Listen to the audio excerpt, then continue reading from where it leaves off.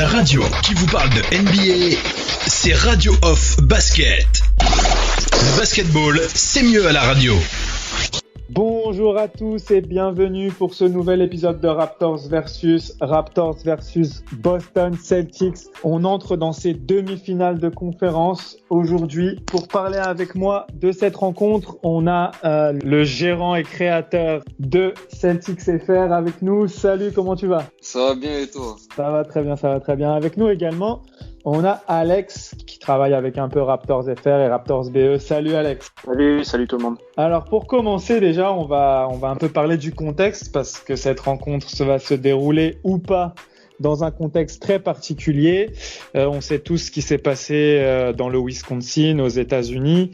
Les joueurs ont fait une réunion hier et vont refaire une aujourd'hui. Les joueurs des Celtics et des Raptors. Nick Nurse aujourd'hui a évoqué et ils ont évoqué ensemble la possibilité de boycotter le match. Donc quel est un peu votre avis là-dessus ? Moi je l'ai déjà un peu donné sur Twitter. Quoi qu'il en soit, je pense qu'il faut soutenir les joueurs et ils font ce qu'ils pensent être le mieux pour eux pour essayer de continuer à soutenir cette cause. Quel est un peu votre avis ? On va commencer par les Celtics.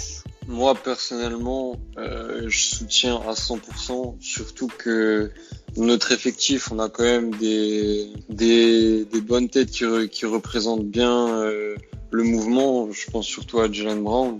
Donc à mon sens, boycotter le match, je suis absolument pas contre. Je suis presque limite pour que ça fasse un peu bouger les choses. Et comme on a dit, il y a même certains joueurs qui pensent peut-être à quitter la bulle entièrement et peut-être du coup annuler un tour de play-off entier ou une série. Donc moi je suis entièrement les joueurs et de toute façon avec ce qui se passe, on peut que soutenir, très honnêtement. Alex, ton avis un peu là-dessus ? Pareil, complètement d'accord. Quelle que soit la décision qui sera prise par les joueurs des deux équipes, on sera à 100% derrière eux. Surtout qu'ils sont tous venus avec la volonté de faire passer un message et de continuer à jouer, certes, malgré tout ce qui s'était passé par rapport à George Floyd, etc.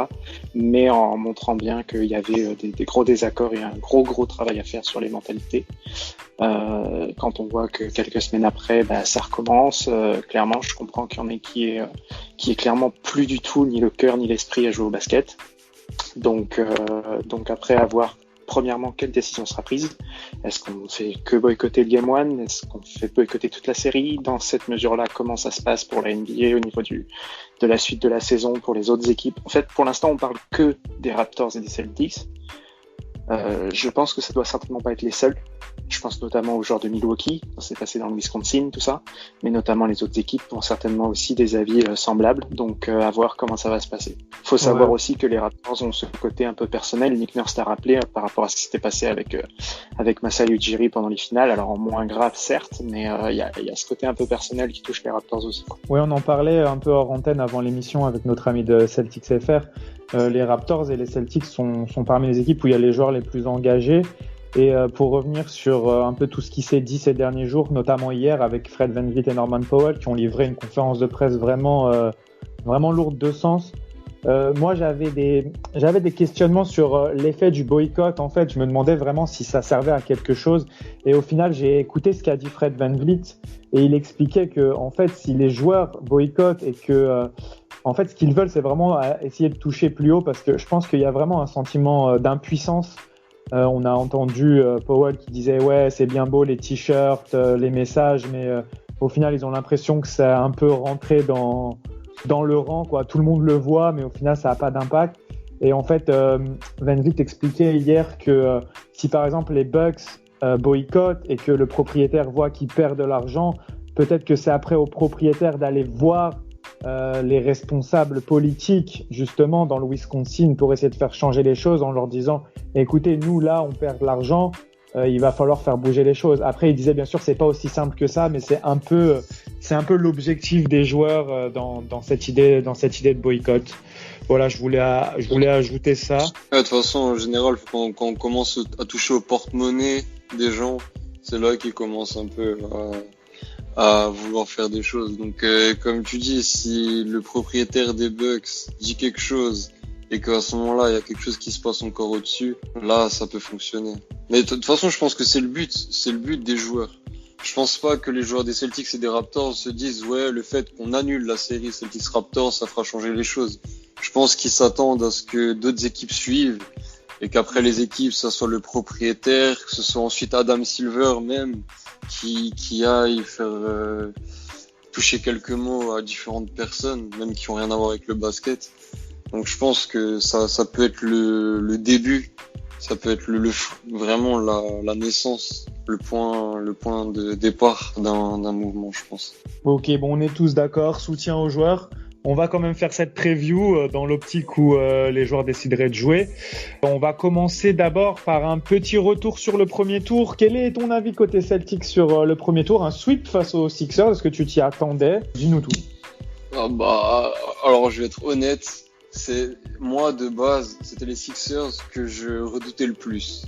Puisque du coup on sait, il y avait un peu un jeu entre Indiana, Philadelphie et peut-être même le Heat, mais de ces équipes-là, c'était les Sixers que je redoutais le plus. Et franchement, un sweep, je m'y attendais pas du tout, puisque en fait, je me disais clairement que le fait de jouer contre un front de courte composé de Tobias Harris, alors fort des Embiid, pourrait peut-être nous marcher dessus à l'intérieur.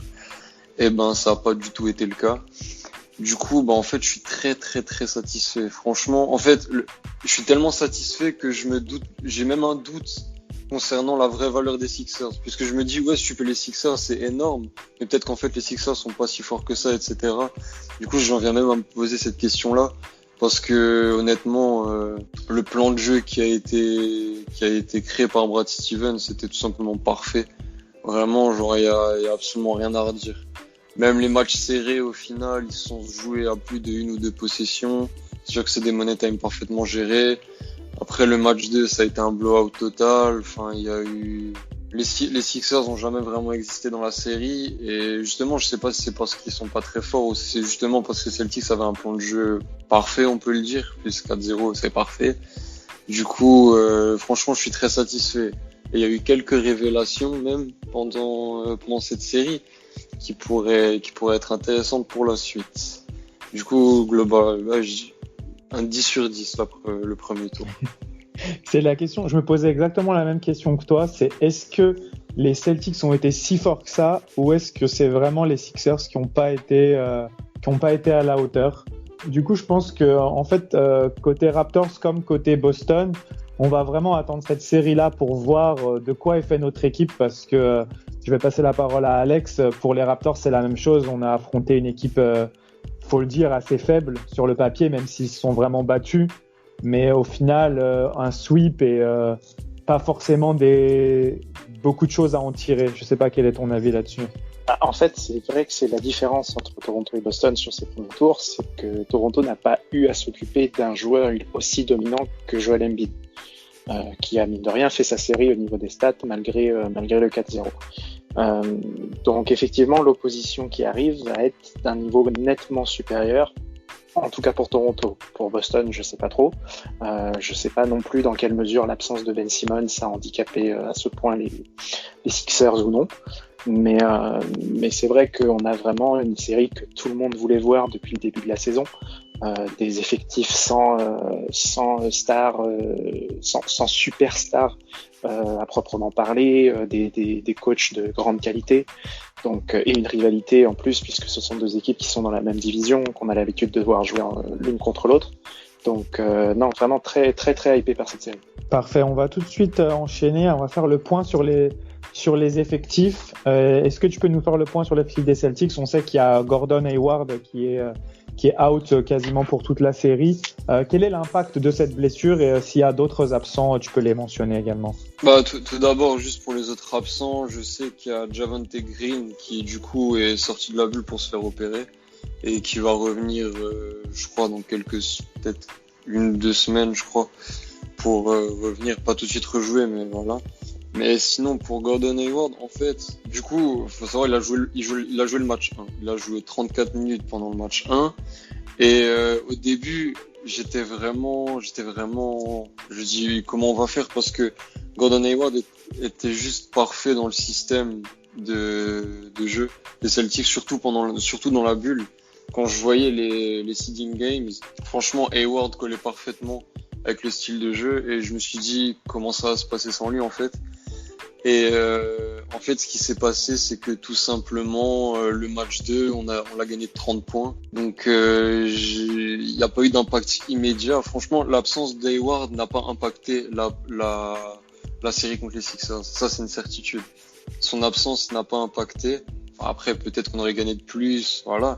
Mais sinon, ça n'a pas vraiment impacté puisque j'aurais même envie de dire que Tatum a un peu récupéré le rôle qu'avait Hayward.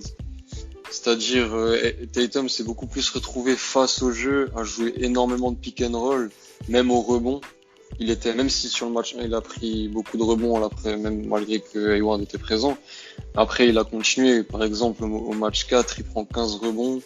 Du coup, j'ai vraiment l'impression que l'absence d'Hayward a un peu été bouchée, on va dire, sur ce premier tour. Mais en revanche, contre les Raptors, comme je dis, si on prend les effectifs et qu'on regarde un peu opposition par opposition, avec Hayward, on aurait peut-être eu du coup une place avec un joueur avec une opposition assez faible. Mais du coup, en l'absence d'Hayward, peut-être que tous nos gros joueurs auront une opposition en défense. Et à mon avis, je pense que l'absence d'Hayward peut avoir vraiment un impact sur ce deuxième tour.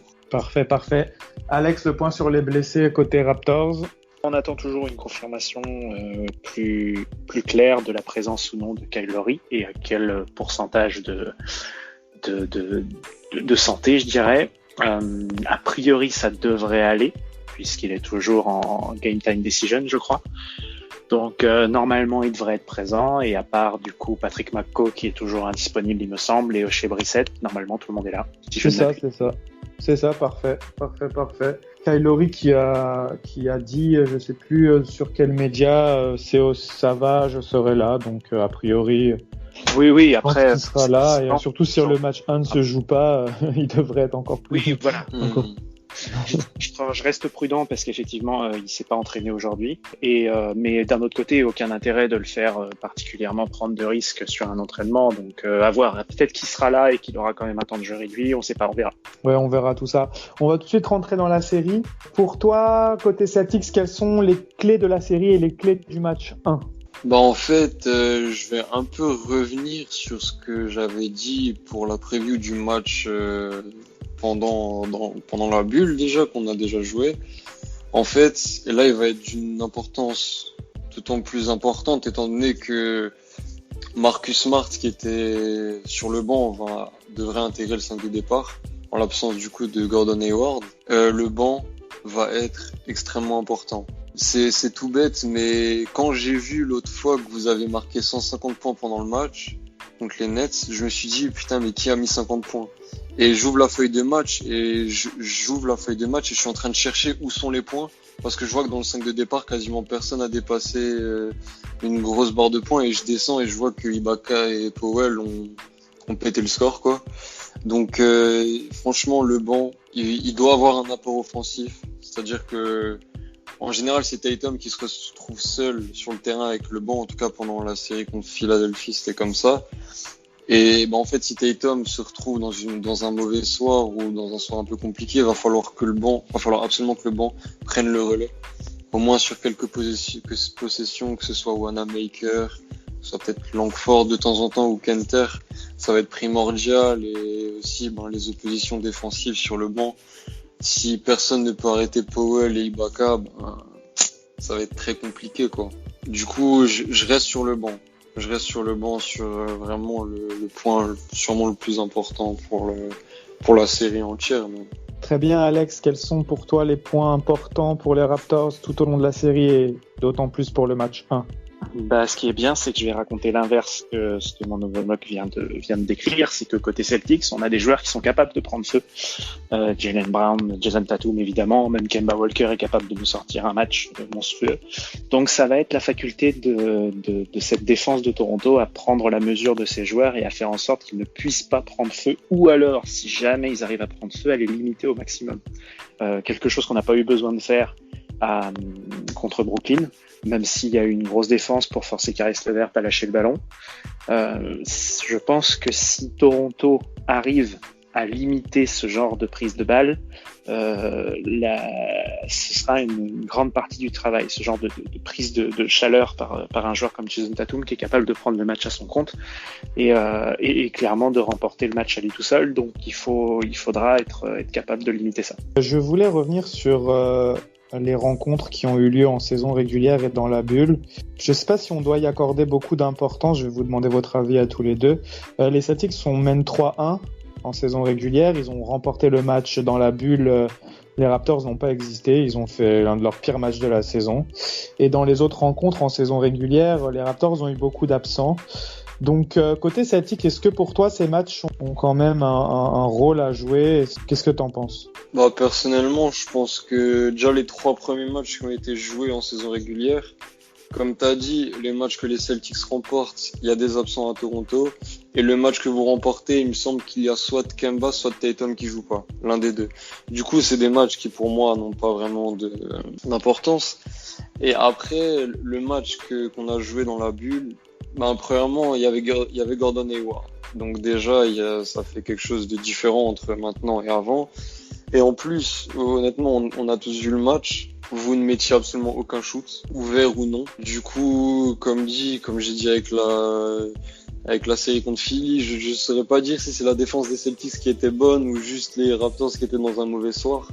Donc bon, le plus 20, il est vite arrivé dans le match, il a continué pendant tout le match, même des fois il a augmenté. Donc franchement, je saurais pas dire. Je saurais pas dire parce que autant si c'est la défense des Celtics qui a provoqué aussi peu de réussite côté Raptors, ce match peut clairement servir de référence. Mais si c'était juste une nuit sans pour Toronto, à ce moment-là, le match n'a vraiment pas de valeur, quoi. Du coup, là, je serais quand même plutôt de l'avis à dire que là, on recommence à 0 et les matchs qu'on va avoir là n'auront rien à voir avec le reste. Même ça m'étonnerait que pendant cette série, les Celtics gagnent un match de 20 points. Ça m'étonnerait franchement. Donc, je pense que voilà. Très bien, je te suis. Alex est du même avis? Oui, d'autant plus que de mémoire, donc le premier match entre Toronto et Boston, ça doit être le 2e match de la saison, je crois. Il est en tout début de saison. Faut aussi prendre ça en compte. Le dernier, du coup, a lieu dans la bulle. Les places étaient figées. Je sais pas dans quelle mesure, effectivement, l'écart s'est creusé très tôt dans le match. Dans quelle mesure Nick Nurse et le staff a dit aux joueurs, les gars, clairement, allez pas forcer, jouez tranquille. De toute façon, aucun intérêt à se blesser ou à montrer quoi que ce soit dans le potentiel d'une demi-finale.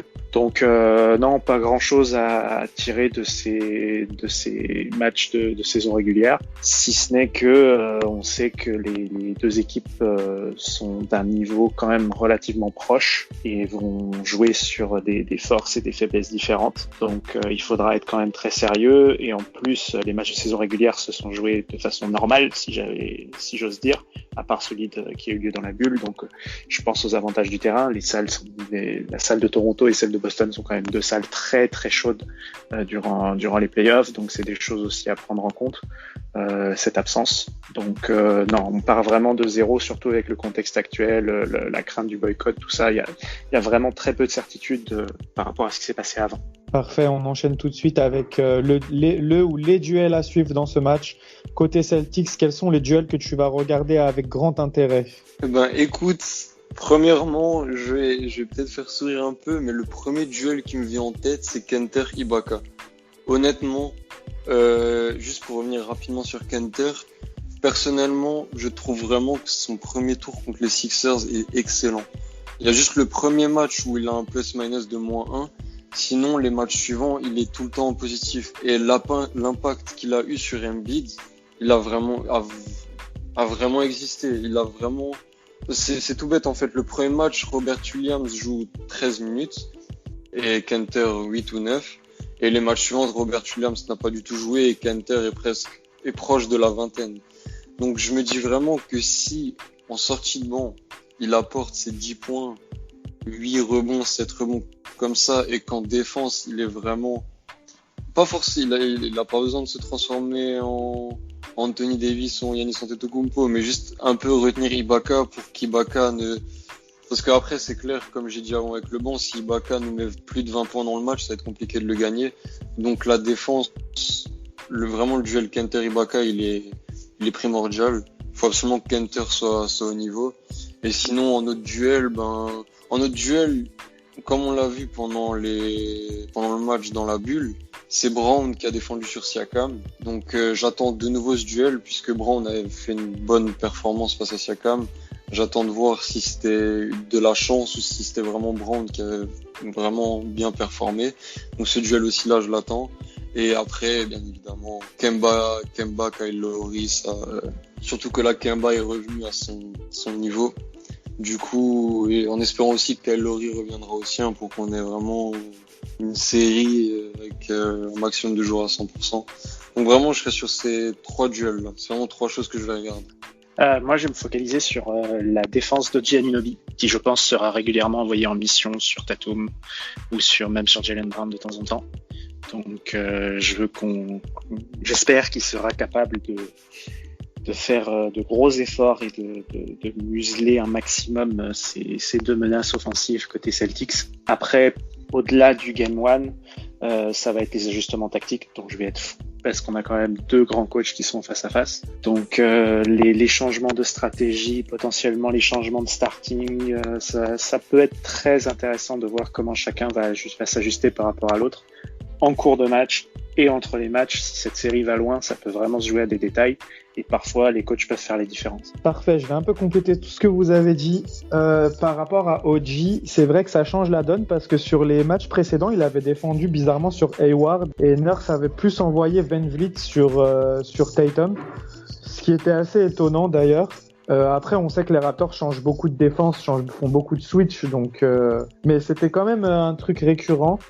Et par rapport à la défense de Jaylen Brown sur Siakam, je voulais mentionner une très bonne preview pour ceux qui lisent l'anglais de notre ami de Raptors Republic, Louis Zatman. Bon, je suis un grand fan, à chaque fois je le cite, mais là il avait vraiment fait une preview avec beaucoup de détails tactiques et tout ça. Et il soulignait que les Raptors pourraient vraiment cibler la défense de Kemba Walker en essayant de forcer des switches, notamment avec du pick and roll Van Vliet Siakam, avec Van Vliet en screener pour essayer de faire en sorte que le meneur défende sur Siakam pour lui ouvrir des mismatchs. Donc ça sera quelque chose à suivre, je pense. S'il le dit, je pense qu'il a dû bien analyser. J'ai pas le souvenir si c'était Kemba Walker, il défendait sur Van Vliet ou sur Lowry, mais je pense qu'il a bien fait son boulot parce que généralement c'est quelqu'un qui fait ça avec beaucoup de minutie. Donc ça sera quelque chose que je voulais mentionner à suivre. Pour le reste des analyses tactiques, je vous rapporte à cet article qui est vraiment très bien fait. Je vais pas tout détailler, sinon je lui volerai un peu son travail. Mais je pense que ça c'est vraiment un truc à suivre, la capacité des Raptors à créer des mismatchs et à cibler Kemba Walker en défense. Je pense que ça sera quelque chose à suivre. On va terminer cette émission par les facteurs X. Alors, est-ce que tu as mentionné déjà Kanter? Est-ce que tu vois d'autres facteurs X dans cette équipe des Celtics? Très honnêtement, facteur X. Après, comme dit, c'est compliqué parce que ça veut dire qu'il faut quand même considérer que certains joueurs sont tout le temps au niveau plus ou moins. Mais vraiment, celui qui peut faire la différence, c'est Smart. Parce que Marcus Smart, j'ai pas encore prononcé son nom de toute l'émission. Mais Marcus Smart, il peut clairement faire la différence. Là, il a eu des douleurs au dos, il me semble. Si je crois bien, ouais, je crois qu'il a eu des douleurs au dos déjà pendant les premiers matchs de la bulle. Et du coup, ce qui a fait, quand on regarde ses pourcentages au tir, c'est juste catastrophique. Mais si lui, il commence à mettre dedans et qu'il fait une très bonne défense, que ça soit sur Van Vliet pour l'empêcher de prendre feu, ou que ça soit pareil sur Kyle Lowry, et que, comme dit précédemment, si en fait la présence de Smart, parce que comme dit, ça j'aime bien le répéter, mais Marcus Smart n'est jamais un mismatch. Ça, faut que je le précise, je le répéterai encore. Marcus Smart n'est jamais un mismatch. Ça veut dire que si jamais, au niveau tactique, Brad Stevens arrive encore à s'adapter à l'adaptation, si je puis dire, Marcus Smart sera très important justement pour éviter ces mismatchs sur Kemba. Parce que je pense que si Siakam se retrouve face à Kemba ou face à Smart, je pense qu'il y a une petite différence. Du coup, vraiment, Factor X, Marcus Smart, que ce soit en défense ou en attaque. Autant en défense, je sais qu'il sera au rendez-vous, mais s'il est au rendez-vous en attaque, ça peut clairement changer toute la série, je pense. Ouais, c'est vraiment très intéressant ce que tu nous dis là. Fini avec toi, Alex. Quels sont les Factor X côté Raptors? À voir si Kyle Lowry est à 100% ou non, mais si ce n'est pas le cas et qu'il faut prendre un peu le relais, on va tout de suite se tourner vers Terence Davis. Ça va être le baptême du feu si jamais il a besoin de jouer plusieurs longues périodes sur le terrain. Jouer face à Kemba, Tatum, tout ça sur les lignes externes, ça peut être très compliqué. Mais il est capable par son insouciance et sa comment dirais-je, il réfléchit pas quoi. S'il a des shoots à prendre, il va les prendre et il est capable de les mettre. Défensivement, ce sera peut-être un petit peu plus compliqué vu l'expérience de certains joueurs des Celtics. Mais je pense qu'il peut potentiellement faire la différence si Kyle Lowry est limité. Et un autre factoriste pour moi, c'est Serge Ibaka. Clairement, qu'il soit starter ou pas, j'en doute fortement. À mon avis, Gasol sera toujours starter, mais à mon avis, Ibaka aura un bon gros nombre de minutes. Il faut premièrement être performant en attaque, prendre ses shoots, mettre ses points, prendre ses rebonds, tout ça, et surtout ne pas péter un câble en défense. Tu vois, quelques mots d'un Marcus Smart par exemple à l'oreille, on sait qu'Ibaka c'est un gars qui peut dégoupiller assez facilement comparé à d'autres. Donc les Celtics ont cette faculté-là par des joueurs comme Marcus Smart, donc il faudra rester calme et concentré. Parfait, je pense qu'on a bien fait le tour de cette rencontre. On se donne rendez-vous ce jeudi. Coup d'envoi à 18h30 au Canada, donc si je me trompe, c'est minuit et demi en France. Coup d'envoi, si les joueurs décident de jouer, on va suivre ça de très près également. Comme on en parlait hors antenne également, ça va certainement se décider. Les joueurs vont certainement faire l'échauffement et s'ils décident de boycotter, ils vont le faire. Ils vont pas prévenir tout le monde 24 heures avant, ça c'est sûr. Sinon, ça aura pas le même impact. Donc rendez-vous demain, on verra ça. Et puis, comme on dit toujours quand on se quitte, let's go Raptors. Let's go Raptors. Let's go Celtics. Lowry for three. Bang! Oh, it's over! It's over, ladies and gentlemen!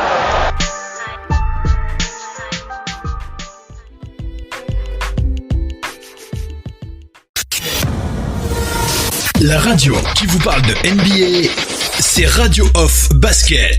Le basketball, c'est mieux à la radio.